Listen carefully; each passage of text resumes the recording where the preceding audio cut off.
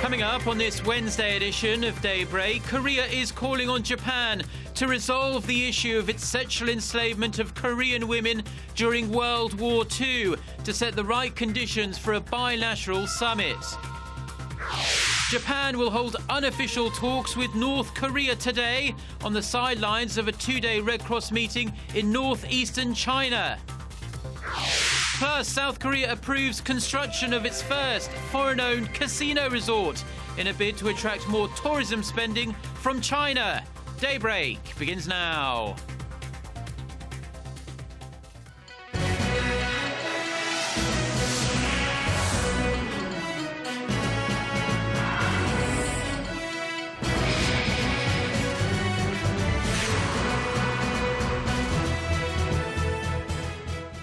Hello and thanks for joining us. To our viewers here in Korea and around the world, it's 6 a.m. on Wednesday, March 19th. Here in Seoul, I'm Mark Broom and you're tuned into Daybreak. Our top story this morning, Korea is once again calling on the Japanese government to take sincere and specific actions to resolve the issue of Japan's use of sex slaves during the Second World War. Seoul says this has to happen before a bilateral summit can be held between the two sides. Hwang Sang-hee starts us off. South Korea called on Japan Tuesday to show its sincerity by resolving the so-called comfort women issue, amid speculation of a possible summit between the two neighbors. This follows Japanese Prime Minister Shinzo Abe's recent declaration that his government would honor Japan's landmark apology, dubbed the Kono Statement, issued in 1993 to the victims of its wartime sexual enslavement.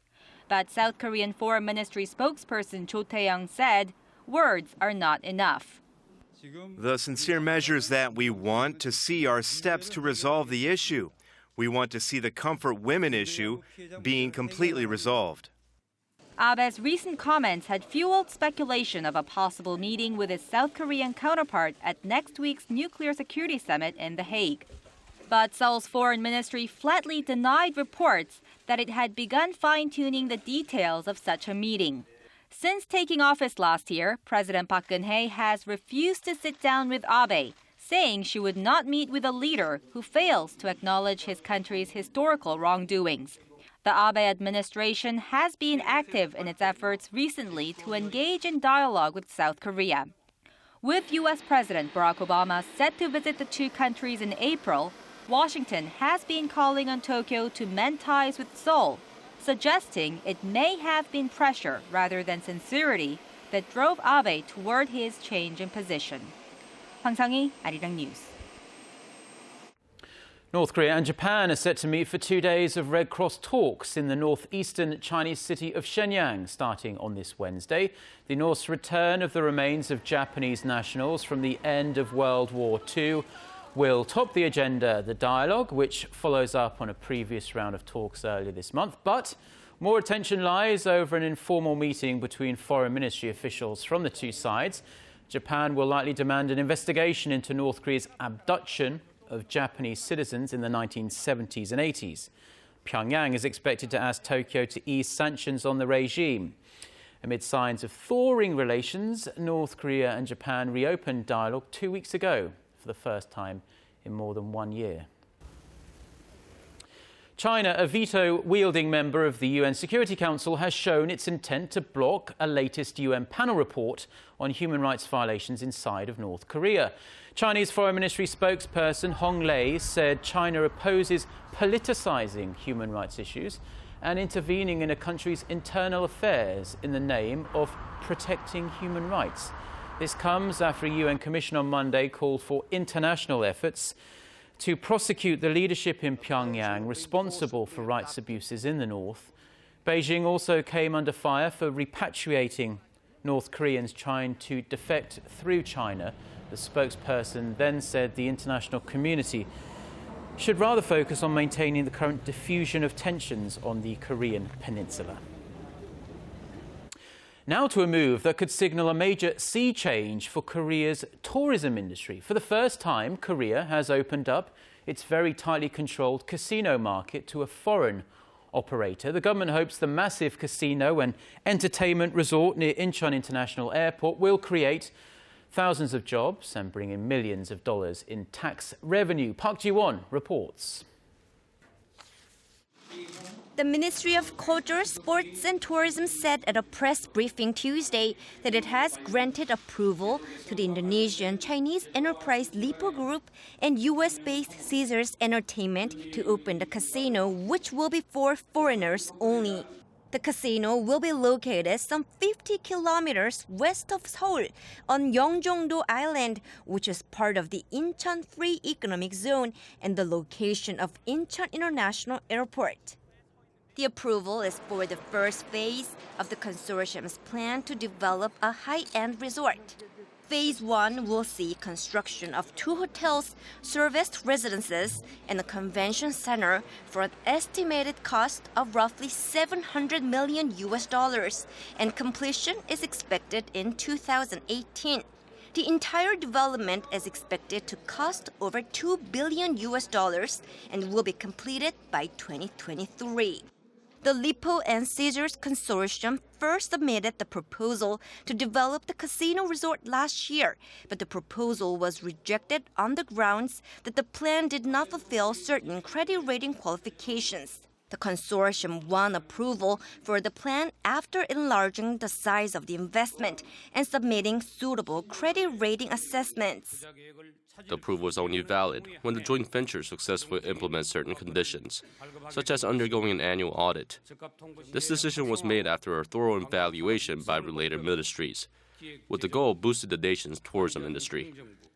The government expects the casino to boost employment and bring in tax revenue, as well as strengthen the competitiveness of the domestic casino industry. It will be the 17th casino in Korea, 16 of which are exclusively for foreigners. Park Ji-won, Arirang News. Now, amid ongoing political wrangling over a nuclear security-related bill, President Park Geun-hye is calling for its swift ratification. The president, who will attend the Nuclear Security Summit in The Hague next week, stressed it would hurt the international community's confidence in Korea if the bill is not passed before then. Yulian reports. President Park Geun-hye has urged lawmakers to promptly pass a nuclear security bill ahead of her attendance at the 2014 Nuclear Security Summit in the Netherlands next week.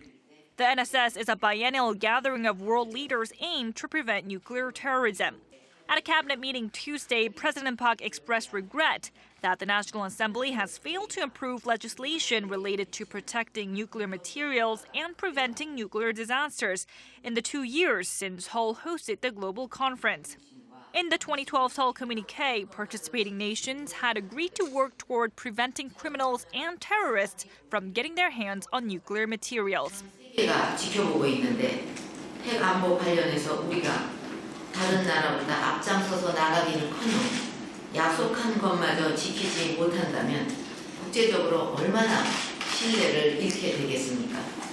부디 조속한 시일 내에 국회에서 관련 법안을 통과시켜 주실 것을 부탁드립니다.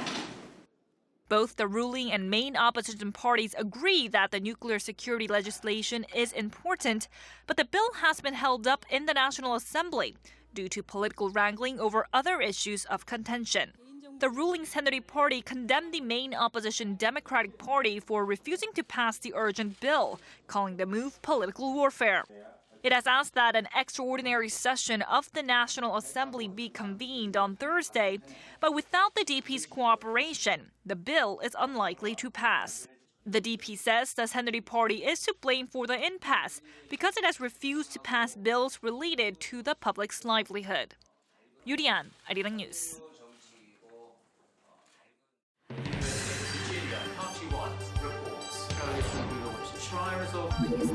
We start before the sun rises to bring you the latest stories out of Korea. We also lead the way with important global coverage. Stay on the pulse of what is happening with Daybreak.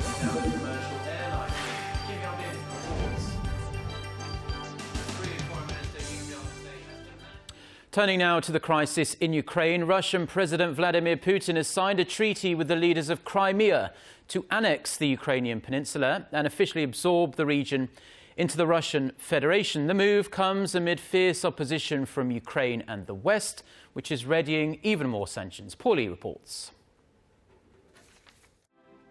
Russian President Vladimir Putin on Tuesday night made it official that Crimea would join Russia in defiance of the West.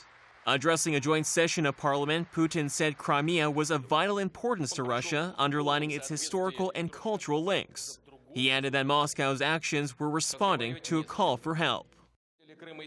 Residents of Crimea and Sevastopol called on Russia to protect their rights and lives, to prevent what happened and is still happening in Kiev, Donetsk, Karkiv, and other Ukrainian cities. Naturally, we could not dismiss such a request. We could not leave Crimea and its residents in peril. It would have been a betrayal. Putin then signed a treaty with Crimean Prime Minister Sergei Aksyonov for the Ukrainian Black Sea Peninsula to become part of Russia. Following the signing ceremony, the Kremlin announced that it now considers Crimea Russian territory, despite strong objections from the international community. Western powers continue to push for greater sanctions on Moscow over its intervention in the region. Earlier Tuesday, the European Union and the U.S. imposed sanctions and asset freezes against Russian and Ukrainian officials. We are imposing sanctions on specific individuals responsible for undermining the sovereignty, territorial integrity, and government of Ukraine.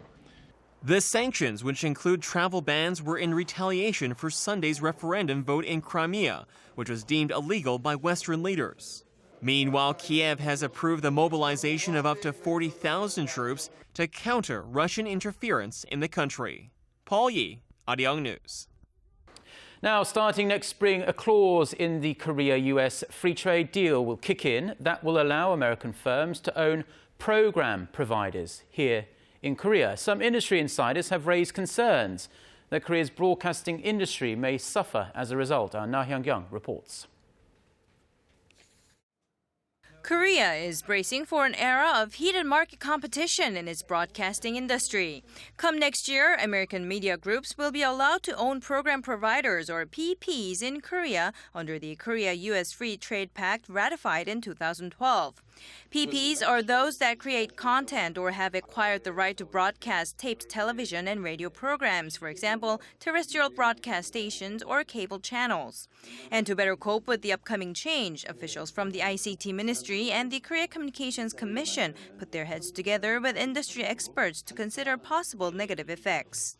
In order to keep a competitive edge in the rapidly changing environment and competition in the global market, the government came up with a comprehensive plan aimed at improving the nation's broadcasting industry last December.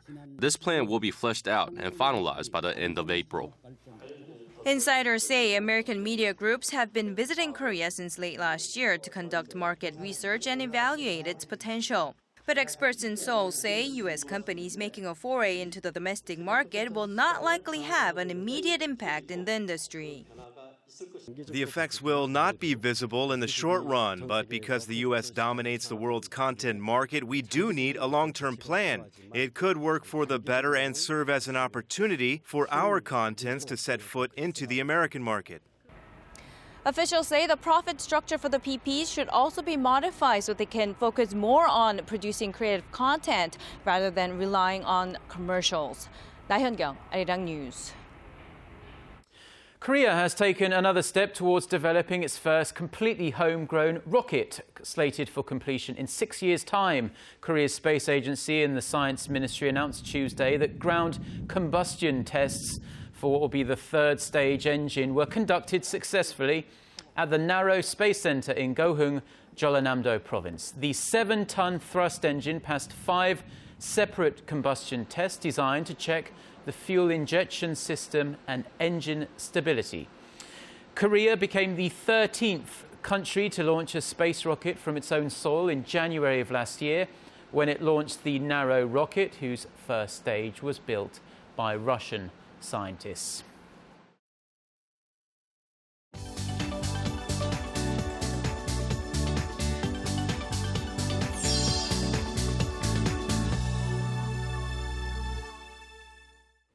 Now, for a look at some international headlines we're following at this hour, we turn to our news centre where our Eunice Kim is standing by. So, Eunice, The US Federal Open Market Committee is meeting this week under the stewardship of its new chief, Janet Yellen. What are we hearing there?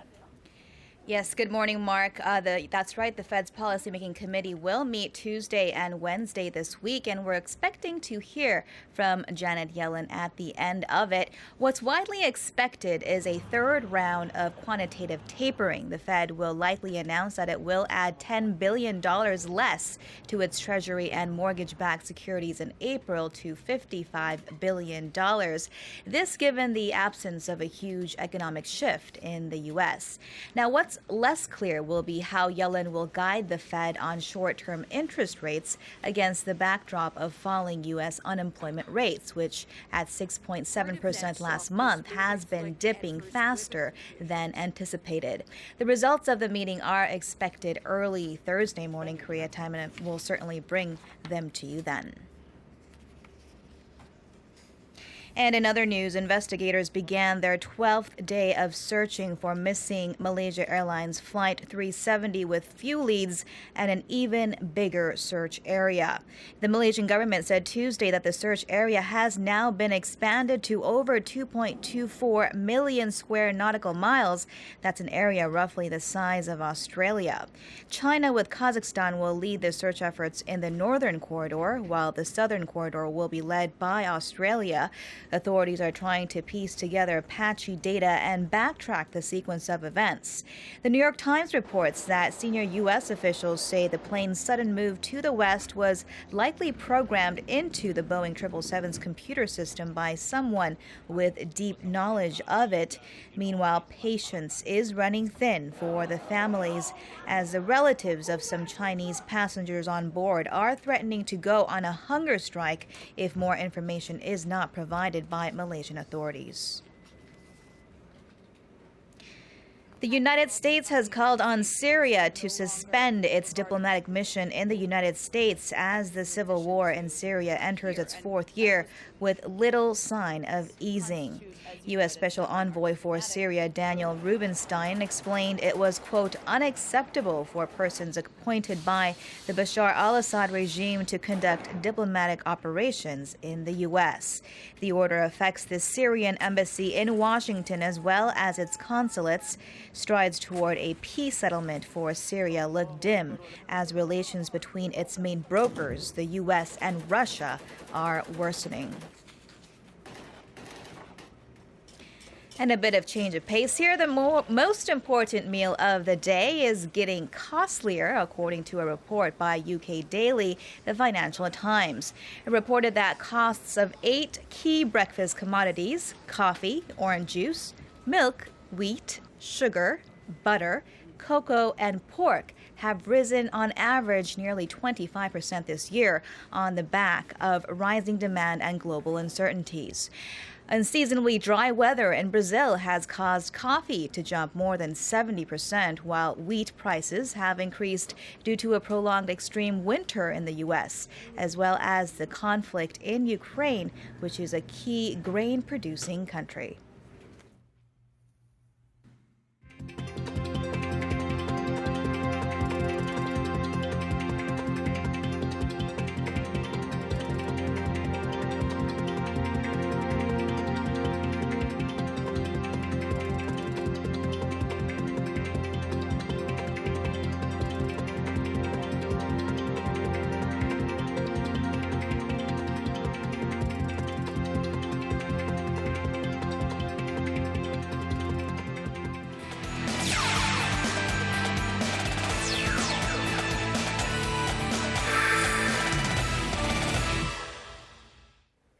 And a good Wednesday morning to you all as we kick things off in figure skating, where the Korea Skating Union and the Korea Olympic Committee continues to fight the judges' scoring during the figure skating event in Sochi. But time is running out. Despite the KSU and the KOC trying to convince the International Olympic Committee and the International Skating Union, little progress has been made. And with the rules stating that anyone is given 30 days for a chance to change the results, there are now only 2 days left. And despite the number of petitions and even a newspaper ad, chances are the results will stand. And speaking of which, Russia's Adelina Sotnikova, who won the quote-unquote controversial gold medal during the figure skating event, will not be competing in the upcoming World Championships in Japan. With the World Championships taking place from the 24th to the 30th of this month, the Russian figure skater confirmed that she will not be competing. But she added that it was not her decision, but her coach's decision, so that she may prepare for next season. Now, many experts questioned her decision, with some even stating that she's not confident in scoring as high as she did in Sochi. And now shifting over to football, where the Taeguk Warriors failed to earn top seed for the upcoming Asian Cup in Australia for the first time in 31 years.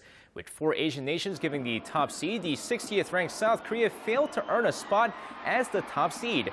With Iran ranked 42nd, Japan at 48th, and Uzbekistan at 55th, Korea should have been given the last top seed. But the rule stating that the host nation is giving an automatic top seed, the 63rd ranked Australia was giving the last top seed as Korea faces a tough road, with the event taking place in January of next year. And staying with football, we had 2 K-League Classic teams playing the AFC Champions League group stage matches last night as the Pohang Steelers drew against Shandong Luneng 2-2 after giving up 2 penalties in the first half. Meanwhile, the Jeonbuk Hyundai Motors struggles against Gwangju Evergrande, losing 3-1 despite the Lion King Lee Dong-guk getting on the score sheet for Jeonbuk. And now with that, finishing things off with Game 4 of the KBL first-round playoff series between the KT Sonic Boom and Incheon Itilan Elephants. Of course, going into the game here, KT off to a great start as they take a 21-17 lead before Incheon rallies in the second quarter as they take a slim 29-28 lead going into halftime. Both teams neck and neck throughout the second half, but with Ricardo Powell posting up 24 points and 10 rebounds, the Incheon Itilan Elephants hold on to force a decisive Game 5 with a 72-66 win. And that's going to wrap it up for me. This has been SJ. Have a great rest of the day and see you guys again for your sports needs.